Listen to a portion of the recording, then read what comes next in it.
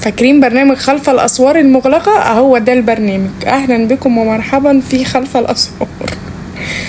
الناس كلها بتسهر ليله الخميس، تاكل لب وسداني وتخرج وتتفسح وتتفرج على فيلم وتروح سينما وويك اند وحلوه وجميله وكل حاجه. انا بسهر السهره الحلوه دي. تعالوا نسهر مع بعض. سهرة السوبر وومن. يلا هنعمل ايه؟ شغلانة اشتغلناها، مش الشغلانة اللي هي السيلز، لا، شغلانة السوبر وومن اتكتبت علينا فبقيت امر واقع، مش عارفه اهرب منها. هنلبس مريالتنا زي، بصوا انا جيت من الشغل حطيت الشنطه، غيرت بس الطرحه احقاقا للحق عشان الطرحه بتاعتي التانية مش عايزه ابهدلها في المطبخ، وكمان ايه طويله وعريضه وحوار، فانا بحب الطرح دي. كنت شاريها خفيفه اللي هي ايه بتمط دي، بتساعدني. عشان سافرت الجمعه اللي فاتت فرح رحمه. ألف ألف ألف ألف ألف مليون مبروك لفرح رحمة. أسافر لك على عيني يا قلبي. الموضوع مش موضوع فرحك يعني، أنا بس أي جمعة بزور فيها حد أو بسافر فيها سفرية، أو المهم إن أنا خميس وجمعة ما بتعبش في الشقة كده، خلاص الأسبوع اتضرب. وساعات بيبقى 10 أيام اتضربت، بتبقى الدنيا بتتكركب على دماغي كركبة ما يعلم بيها إلا ربنا. كركبة كل حاجة بقى، ما بيبقاش في تنظيم أكل، ما بيبقاش في تنظيم حاجة، ببقى تنظيف بالظبط. بكون انا عامله ايه بقى، اروح كل يوم اعمل اكل يوم بيوم، ودي كارثه عندي. طب مش هنكر ان انا جوزي بيساعدني يا جماعه، انا جوزي بيساعدني ودي حاجه مش بتضايقني ولا بتضايقه، الحمد لله. بيساعدني من وانا لسه عروسه عادي يعني، لو في ايده اي حاجه يساعدني بيها، لو عندنا عزومه بيساعدني، لو تعبانه وكنت ايام ما كنت بولد او حامل كان بيساعدني، الحمد لله يا رب. يعني الحمد لله، ربنا يديمها علينا نعمة ويحفظها من الزوال بقى. يعني في ناس بتشوف ان ده حاجة عيب، وانا الحمد لله جوزي بيشوف ان دي اصلا سنة عن الرسول عليه الصلاة والسلام. على الاقل لو مش عارف يساعدني في شغلي، يشيل عني الحاجات، يعني مش عارف مثلا يعمل معايا حاجة في المطبخ، بيشيل عني نفسه. طب اعملي اللي انت مالكيش دعوة بيا، انا هكوي لنفسي، انا هعمل لنفسي. فالحمد لله ان هو عنده الحتة دي يعني. المهم لما بيلاقيني بقى مزنوقه زنقه الكلابه كده في الاسبوع اللي انا بسافر بيه او بخرج فيه او كده، بصراحه بيساعد معي. وبالذات بقى في تنظيم الاكل ده ببقى هتجنن خلاص بقى. يعني بنمشي مثلا الراجل، يعني ممكن ما يساعدنيش مساعده بس ما يتكلمش لو انا فوتت له 3 ايام في الاسبوع مثلا. طبعا بيبقى يطق، بس ما ذوق معانا الاسبوع بقى، انت شايف كنا اجازه وكنا مبسوطين كلنا يوم الجمعه، فمش هقطع نفسي يعني. المهم يلا بقى نبدأ الحفلة بتاعتنا دي. حفلة يا جماعة، حفلة. في ناس بتعزف سيمفونيات، بعزف وعلى كمان ده كمان انا بعزف ناي.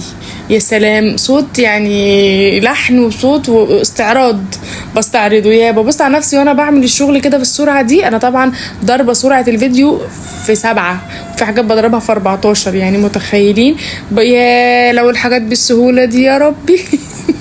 يا لو يجيبوا لي ريبوت ما ياخدش غير 200 جنيه بس في المره في الاسبوع، يعمل لي كل الحاجات دي كده. الله، لو كان كل خميس كان حد بيجي، كنا بننضف ومرتاحين كل يوم. ده كله عشان عملت اوضتها، وعملت الحته اللي هي بناكل فيها. يلا استغنى، انت اللي مبوظاها اصلا. المهم بقى تعالوا بقى ايه، اما احكي لكم شويه حاجات. بصوا بصراحه ربنا كده، انا بقالي فتره مش عارفين السوبر وومن على ما تفرج، مش شايفه ادائي الوظيفيه اللي انا بقول فيها كتير، مش عارفه اعمل كل حاجتي. الموضوع انا كده عارفه الحمد لله، بس انا مش مكسله. ما اعرفش ده كسل، انا بقول عليه اكتئاب، بصبر نفسي، بس انا مش حاسه انه اكتئاب، انا حاسه ان هو كسل. فانا عماله استعيذ بالله من الهم والغم والكسل والعجز وغلبة الدين وقهر الرجال. بجد حسيت الموضوع جاب معايا نتيجه النهارده. كنت بقول لمامي سيبيني اعمل انا الحته دي مش انت. شاطره. المهم بجد مش عارفه بقى. النهارده امبارح قرات سوره البقره، الحمد لله ربنا بيعيني وعندي طاقه ان انا اقراها كامله. قرات سوره البقره كامله، ما خدتش مني 1.25 ساعة بالظبط، وصليت وقعدت ادعي ربنا يا رب يكفيني شر بجد العجز والكسل، لان الموضوع مأثر عليا نفسيا جدا. انا بقيت مش قادره، ما عنديش طاقه اقوم. بيبقى ساعات عندي وقت وساعات عندي ارق، مش عارفه اروح في النوم. ربي يخليكي لينا يا رب يا قلبي، بس مش ليا نفس اقوم اعمل اللي ورايا. فممكن يكون مش بس الفرح هو او الخروج يوم الجمعه، يعني ايا كان المشوار فين هو اللي مخليني مكسله. لا، انا عندي الحته دي بقى لي فتره، والحته عماله تزيد معايا. فبجد ادعوا لي دعوه حلوه من قلبكم ان الموضوع يعني الدنيا تبقى احسن معايا، وان انا مش عارفه ده كسل ولا ايه بصراحه، فقدان شغف، كسل. انا بقول لنفسي ان هو كسل. ليه؟ لان انا بجلد ذاتي، عندي الحته دي، افضل اجلد ذاتي واقول ان المشكله فيا عشان اتخطى اي حاجه. انا هو حتى لو اكتئاب فرضا يعني، مشاكل شغل، مشاكل دنيا، تلاهي، اي حاجه، روتين مثلا هو اللي خانقني كده، حتى لو كده بفضل اجلد ذاتي واقول لا انا اللي مكسله، انا كويسه، لحد ما اخرج من الحاله اللي انا فيها. ودي اعتقد ان هي طريقه في ايجابيه. الحته دي بقى يا جماعه كنت عماله اقول لمامتي مامي خدي حطي لي الهدوم دي قبل ما تحطي اي حاجه. بس غسيل، ولازم هدومي يوم الخميس كلها تبات مغسوله، بحطهم على دوره 25 دقيقه باريال ومسحوق يعني، وساعات كلوركس الوان، وده معطر ملابس. يوم الخميس الشقه لازم تبقى متروقه، الهدوم كلها نظيفه بتاعت الاسبوع، والجمعه بنزلها المكوه، وببدا ان انا بقى ايه يوم الجمعه اعمل اكل الاسبوع، وخلاص نشرب كوبايه شاي المتينه. وشوفوا مليكه اللمده بتقول ايه. بعد ما خلصنا المطبخ والحمام وكل الشقة اللي اوضة مامي.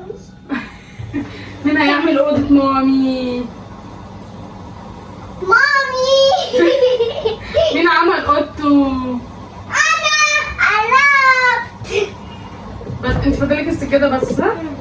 مين عمل اوضته؟ انا. برافو عليكم. مين عمل الترابيزة؟ مليكه. انا. مليكه مسحت الترابيزه اللي بناكل عليها، ومسحت الارض اللي تحتها، شطوره كنستها، وملك عمل اوضته كلها. مش كنستها وبس، ده كمان مسحتها وخليتها فله. يا لهوي يا ناس. وانا زي ما انتم شايفين كده فاضل اوضتي. تعالى اوريك اوضه مالك. بس هو شلت الغسيل على سريرك اللي كان متطبق. طب روح شيله عشان اوريهم اوضتك. النهارده يوم الخميس، لو انا ما عملتش، انا وولادي ما عملناش المجهود ده كل خميس، الاسبوع اللي بعده قول علينا يا رحمن يا رحيم. الشقه بتفضل طول الاسبوع محتاجه تترتب، المواعين محتاجه تتغسل، البوتاجاز محتاج يتغسل. بحس ان في حاجه خانقاني من هنا كده لو ما عملتش كل اللي انا عملته ده يوم الخميس. النهارده خميس بالليل، الفيديو احتمال يوصل لكم بكره، نشرب كوبايه شاي بالقرنفل، تنسينا احزاننا، ونتفرج على فيلم. بق بق بق بق بق بق. مليكه هتاخد بق بق بق بق. نتفرج على فيلم. كان اسمه ايه؟ اسمه ايه؟ كرتون محمد طاهر. وهنتفرج على فيلم محمد طاهر ومع السلامة. باي. مورناهمش اوضه ميكي. نعمل اوضه نوريه. يوتي عليكي يوتي. هو عمل السرير ده كله لوحده، وكنس الارض، كنس الارض وفرش السجاده